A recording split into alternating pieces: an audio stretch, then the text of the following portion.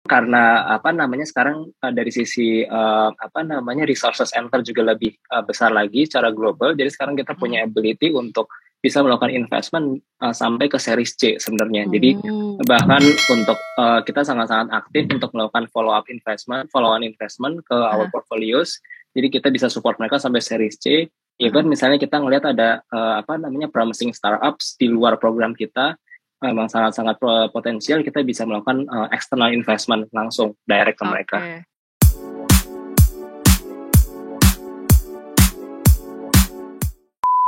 Let's Accelerate kembali hadir bersama saya Yeni Yusra, dan kali ini kita akan berbincang-bincang dengan Program Director dari Antler Indonesia, Kanta. Hai Kanta, apa kabar? Halo Mbak Yeni, baik ya? Kabar baik, thank you. Sorry, mungkin Kanta bisa memperkenalkan diri lebih lanjut lagi, karena kan kalau saya kenalnya Kanta kan sebagai serial entrepreneur ya sebelumnya ya, pernah mendirikan startup, dan beberapa kali juga pernah kerja di tech company juga ya. Sebelum bergabung dengan Antler Indonesia, mungkin bisa jelasin progresnya sampai akhirnya bergabung? Boleh. Ya, thank you nih sebelumnya kesempatannya. Jadi mungkin in summary ya, jadi memang lumayan loncat-loncat. Jadi awalnya sih sebenarnya dulu karir sih awal di banking dulu kan. Jadi di banking lebih di area strategy and finance gitu kan. Cukup lumayan lama, hampir 4 tahun. Terus biasalah nyari exposure baru, pengen lebih handle ke project segala macam. Akhirnya sempat ke consulting, management consulting 1 tahun. Terus abis itu baru mulai pindah ke tech environment lah, ke tech startups. Jadi pengalaman pertama itu di Grab Indonesia. Jadi lumayan. Tahun berapa tuh Kanta? 2017. Oke. Jadi lumayan di awal-awal Grab ya, yang belum se-fancy sekarang lah juga gedungnya gitu kan, masih startup waktu itu. Masih struggling ya. Betul. Jadi di Grab hampir 2 tahun, terus kemudian pindah ke salah satu fintech company di cryptocurrency waktu itu, namanya Luno. Gitu. Nah di Luno waktu itu handle untuk di sebagai country manager Indonesia. Terus kemudian nggak lama habis itu akhirnya bergabung nih di Antler yang di Singapura. Tapi waktu itu join ke Antler sebagai founder. Jadi basically aku bergabung sebagai untuk individuals yang ingin bikin startup dari nol, dibantu oleh Antler. Gitu. Nah di Antler Singapura itulah kita diajarin dari nol tuh kita basically adalah join di program Antler hanya dengan ide aja, terus dibantuin dari mentoring, coaching segala macam sampai ke investment. Akhirnya terbentuklah tuh my very first startup namanya Kotoko waktu itu di Singapura. Oke. Gitu. Nah kemudian kita bawa ke Indonesia, kita launching Indonesia. Jadi bisnisnya lebih di kita simpelnya adalah omnichannel retail. Kemudian ya kita bantuin intinya brand-brand lokal untuk bisa dapat akses ke offline retail dengan lebih terjangkau, yang lebih mudah gitu kan. Ya cuman karena seperti bisa diketahui COVID gitu kan lumayan kena impact. Akhirnya kita nggak lanjutin tuh di 2020 karena situasi masih belum menentu banget lah waktu itu kan. Gitu. Terus habis itu sempat doing another business, terus tiba-tiba dapat panggilan dari Antler, tapi kali ini untuk bantu Antler untuk setup di Indonesia akhirnya. Gitu. Jadi sekarang di Antler Indonesia sebagai program director, kita mau membuat apa yang udah berjalan di negara-negara lain kayak di Singapura, kita mau buat di Indonesia. Karena kita lihat potensi di Indonesia juga jauh lebih besar, minatnya juga banyak banget. Karena kan selama ini founders Indonesia yang ingin join ke Antler harus keluar Indonesia kan, harus ke Singapura, jauh lah gitu kan. Terus akhirnya kita ngeliat minatnya banyak banget, ya udah akhirnya kita buka di Indonesia deh di 2022 ini gitu. Seru ya, dari alumni akhirnya sekarang jadi bagian dari Antler Indonesia. Betul. Apa sih yang dibawa oleh Kanta, mungkin based on sebagai alumnus, atau mungkin ada sesuatu hal yang baru, karena sekarang fokusnya benar-benar di Indonesia nih, jadi nggak harus ke Singapura lagi sekarang untuk ikut batch.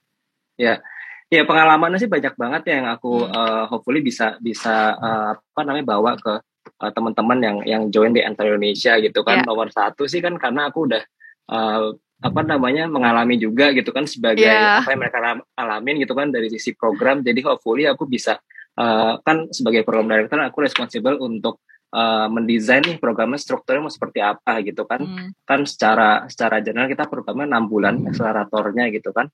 Kita mulai dari ideation, terus ada validation, ada kayak coaching, mentoring, itu kita mau membentuknya seperti apa nih di Indonesia biar lebih relevan, biar lebih kena nih ke si founders value-nya gitu kan.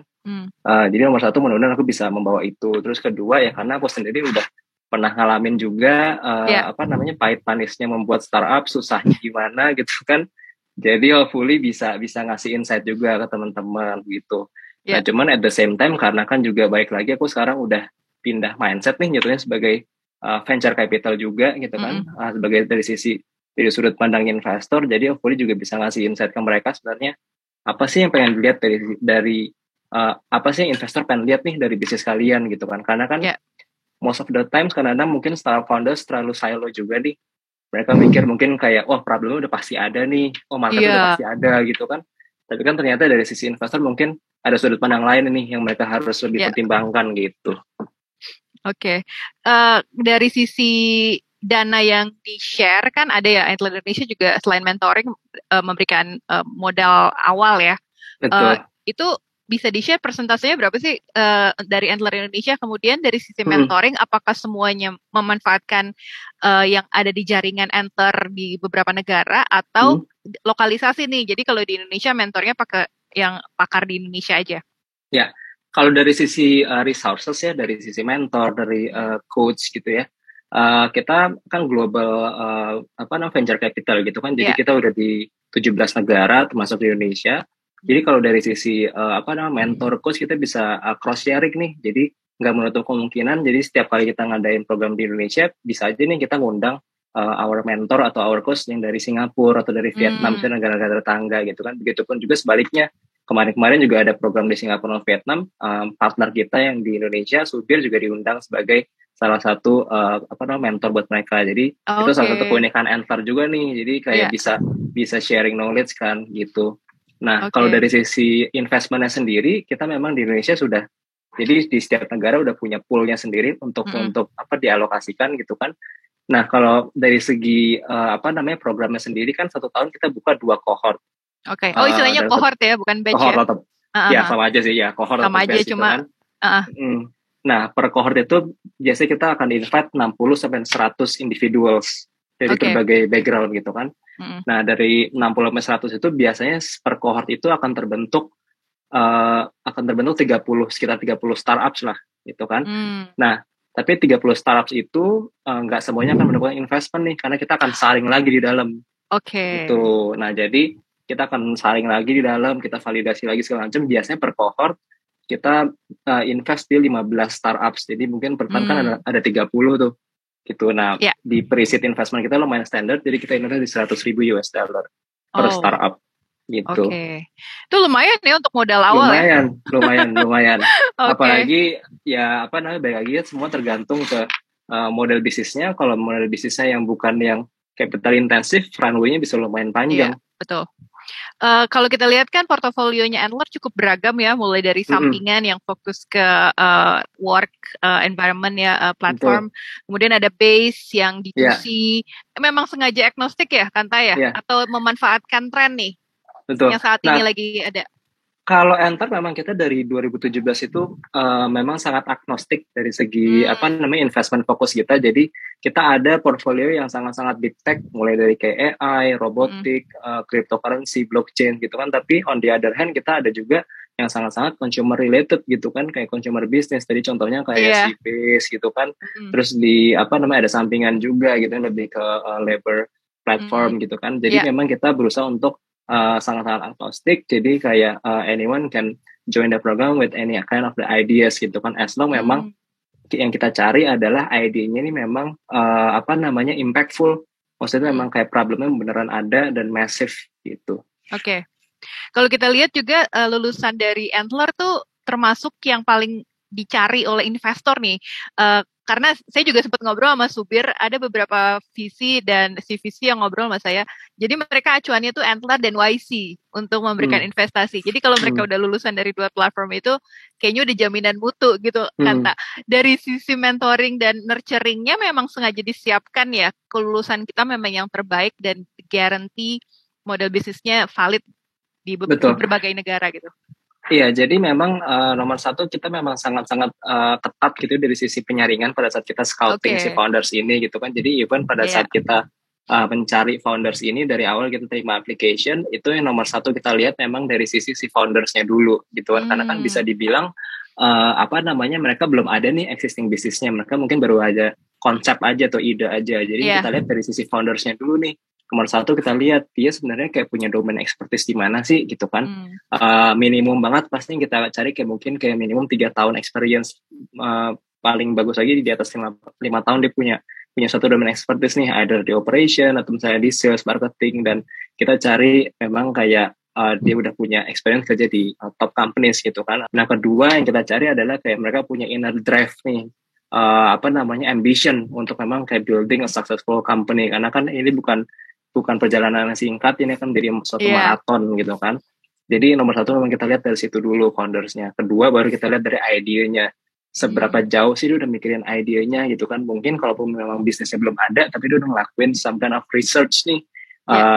Mungkin kayak dia sudah melakukan early customer survey, atau misalnya kayak udah ada mungkin benchmark sama di luar Indonesia gitu kan, ada ide yang mirip yang bisa direplicate di Indonesia gitu.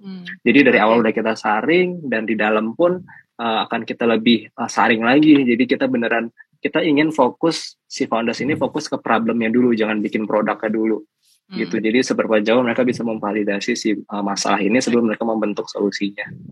Gitu. Tapi agak membanggakan ya ketika lulusan Enter dicari oleh investor untuk jadi mereka sangat-sangat eager untuk funding gitu, dan itu prestis sendiri buat startupnya ketika mereka masuk menjadi bagian cohort dan akhirnya di funding gitu ya oleh Enter, dan untuk visi atau yang lainnya yang menjalin kolaborasi strategis dengan Enter.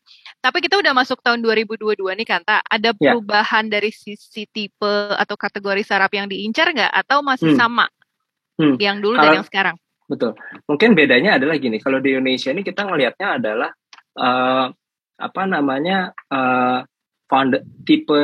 tipe foundersnya yang apply ke program Enter Indonesia ini lebih advance sebenarnya kalau kita lihat dibanding negara-negara lain. Meaning bahkan kayak mungkin let's say dari 100 applications, mungkin lebih dari 50%-nya malah memang mereka udah punya existing business. Jadi udah jalan nih bisnisnya, tapi masih bootstrapping, mungkin masih jalan mungkin 2 bulan, 3 bulan gitu kan. Nah, mereka mau scale up lagi. Jadi untuk di Indonesia, rencana kita adalah kayak kita akan split programnya eventually. Jadi nanti kita akan ada program yang khusus yang membantu para founders yang dengan idea only, dari nol gitu kan. Tapi ada satu lagi yang program kita bisa bilang kayak accelerate lah. Jadi sama nih, jadi relate nih namanya, accelerate.